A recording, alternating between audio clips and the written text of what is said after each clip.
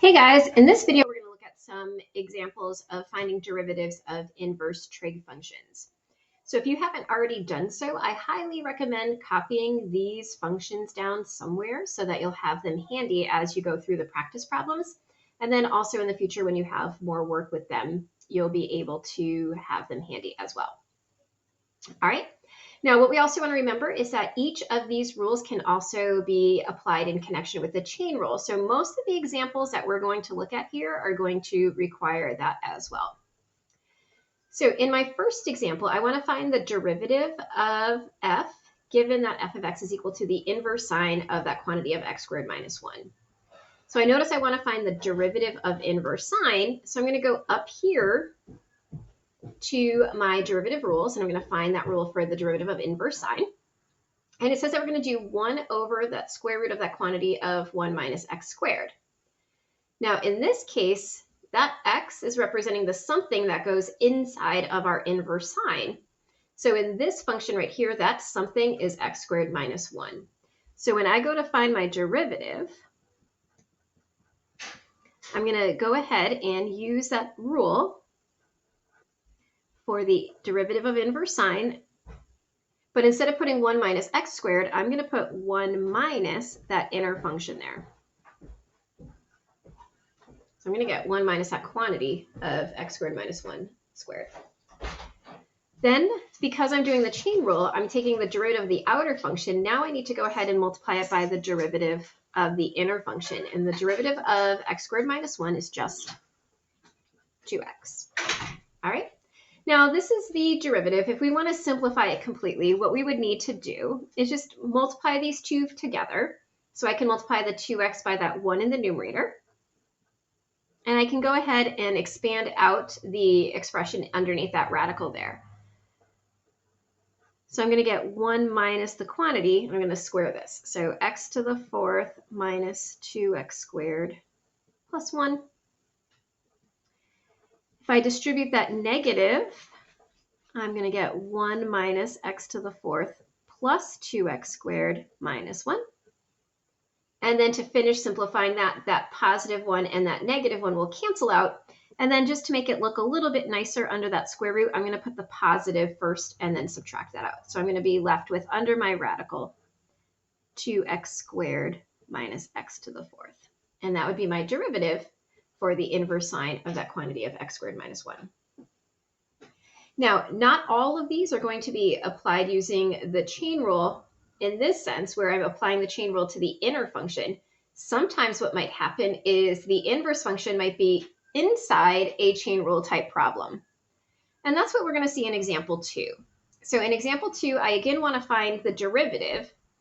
This time I have 1 divided by the inverse sine of x.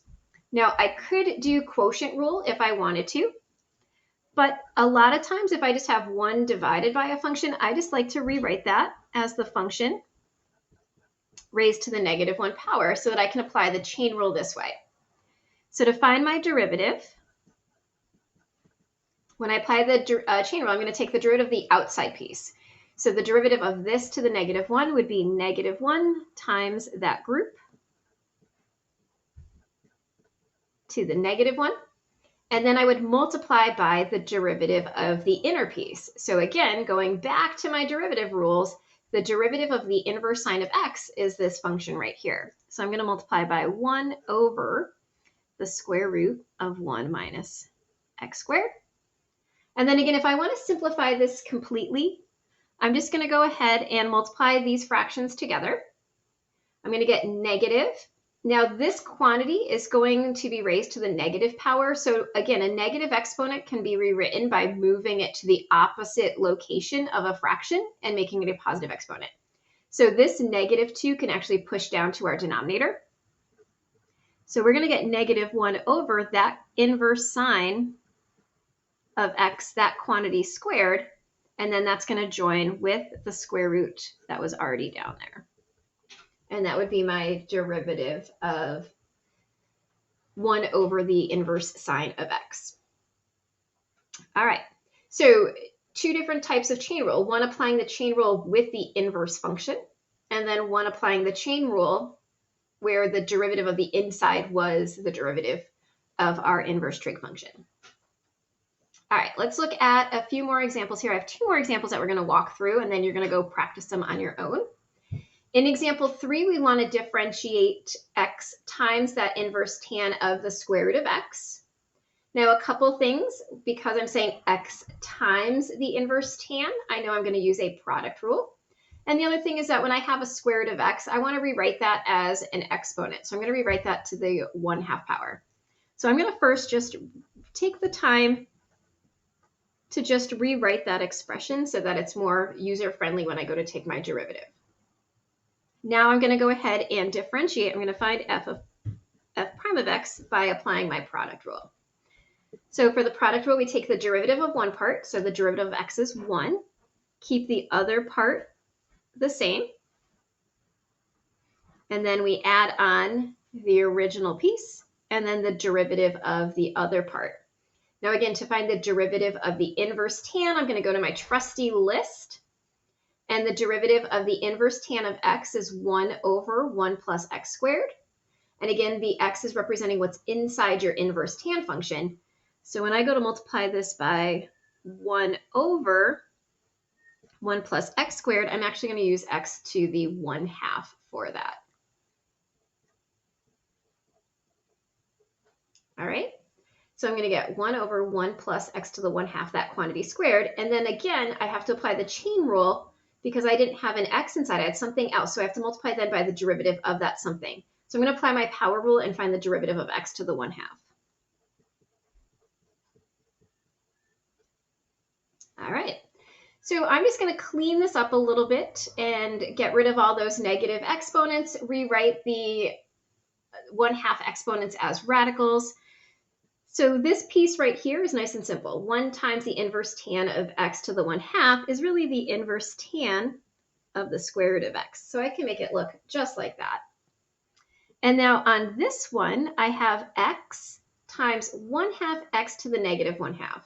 So when I multiply these pieces together, I'm going to get that 1/2, but I'm going to take the x times that x to the negative 1/2, and I'm going to keep my base and add my exponents. So x times x to the negative 1/2 is just a positive x to the 1/2. And then in my denominator down here, I have that 1 plus x to the 1/2 squared. I'm going to actually, again, simplify that right there. Keeping my base at multiplying my exponents, this becomes x to the 1/2 squared becomes just x. If I want to clean this up just a little bit more, I can rewrite this as the square root of x in that numerator, and then keep that as 2 times the quantity of 1 plus x in my denominator. And that would be my simplified derivative for that function.